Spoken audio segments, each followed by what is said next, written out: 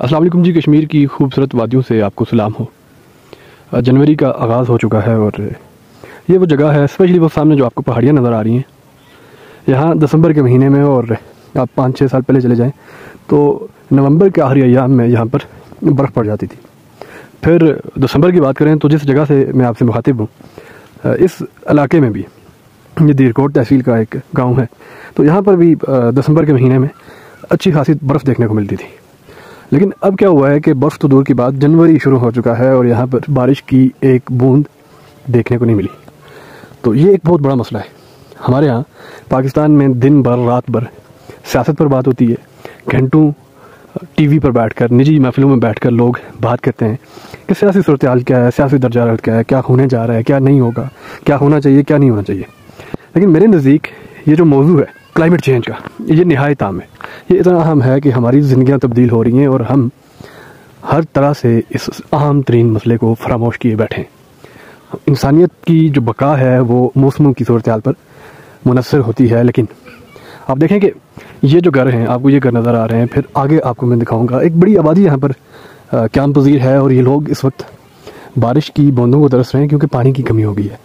पीने का पानी कहीं कहीं दूर जो चश्मे वहाँ से जाकर ये लोग ख़वातीन उठा के लाती हैं मौसम की सख्ती की वजह से। होना तो ये चाहिए था कि यहाँ पर ये जो पहाड़ियाँ आपको नज़र आ रही हैं, ये बर्फ़ से ढकी छुपी होती, लेकिन बर्फ़ तो दूर, बारिश भी नज़र नहीं आ रही। तो ये एक बहुत बड़ा मसला है जिस पर बाहसीत कौम हमें सोच समझ इख्तियार करनी चाहिए। हुकूमती सतह पर इस पर इक़दाम उठाने चाहिए, निजी सतह पर लोगों को इस पर बात करनी चाहिए। मैं कल इस्लामाबाद से कश्मीर की जानिब आया तो कोहाला से जैसे ही ऊपर टर्न किया, आप यकीन करें कि दीरकोट से हटा के आगे आते हुए भी हर सू आग लगी हुई थी। आग लगी हुई थी पहाड़ों पर, और कहीं पर बुझ चुकी हुई थी, और जहाँ पर बुझ चुकी हुई थी वहाँ पर वो पहाड़ जो थे वो राख बने हुए थे। तो वो जो दरख्त हैं जो हमें लगाने चाहिए, हमें मौसमियाती तब्दीलियों से निपटने के लिए माहौल दोस्त इक़दामात की जानिब बढ़ना चाहिए, लेकिन हम नहीं बढ़ रहे।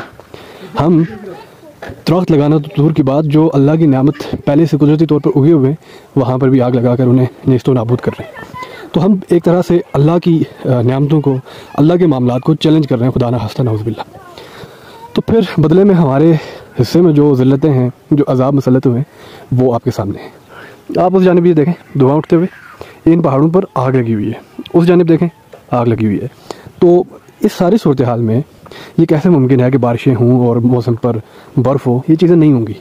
जब नहीं होंगी तो बीमारियाँ आम होंगी, पानी की किल्लत होगी। तो ये वो मसाइल हैं, ये वो इश्यूज़ हैं जिन्हें एड्रेस होना चाहिए। हमें सोच विचार करनी चाहिए कि आया कि वो क्या इक़दामात हैं जिन्हें उठाने के बाद, जो इक़दामात करने के बाद सूरत हाल किसी तौर पर भी काबू में आ जाए, तो उस जानिब हमें सोच विचार लाजमी करनी होगी। हम नहीं करेंगे तो नताइज दिखना शुरू हो गए और मुस्तकबिल में इससे भी बुरे नताइज का हमें सामना करना पड़ सकता है।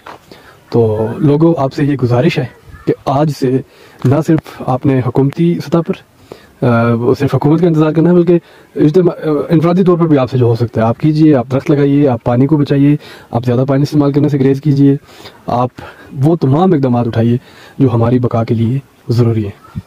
ये देखें, यहाँ पर बर्फ़ होनी चाहिए थी, लेकिन यहाँ पर बर्फ़ तो क्या, बारिश भी नहीं है, और खुश्क सर्दी अपनी इंतहा को है। इजाज़त दें जी, अल्लाह ने के बाद।